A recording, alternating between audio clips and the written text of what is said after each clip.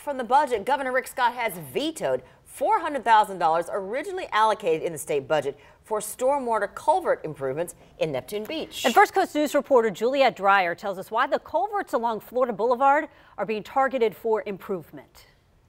People who live nearby tell me this area is prone to flooding, but city officials are vowing not to end their fight to get funding for this drainage system. We'll keep fighting for it because I think it is an important and worthwhile project. A setback, but not the end. State Representative Cord Bird is vowing to renew his call for funding for the project along Florida Boulevard at 5th Street during the next session. City Manager Andy Hyatt also tells me he will ask for the money again. It was going to improve the water abatement for large storms like we saw last year with Matthew. Bird, who both lives in and represents Neptune Beach, originally requested $950,000 for the project. $400,000 ended up in the budget, ultimately cut by Governor Scott. That's an evacuation route for hurricanes and storms. I mean, obviously the beaches where that's important for people to be able to leave in case there's a bad storm, and also for general flooding in the area. Floods a little bit more than we would like, especially if there's a heavy rain. Rich Westenbarger lives directly next door to the creek and says his backyard floods during most big storms. It does affect people.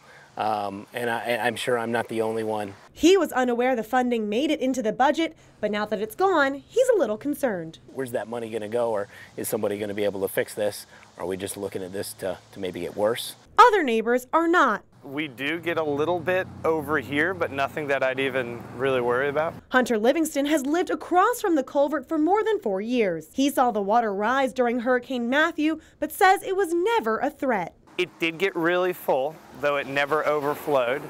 And we live right across the street from it, so we were kind of eyeing it. Livingston says he appreciates the city's needs being brought before the legislature, but believes there are more pressing issues in need of funding. We recognize that we might not be as big a priority as hold, as big a stick as some of the other surrounding areas. Juliette Dreyer, First Coast News. Thanks, Julia. We are keeping an eye to the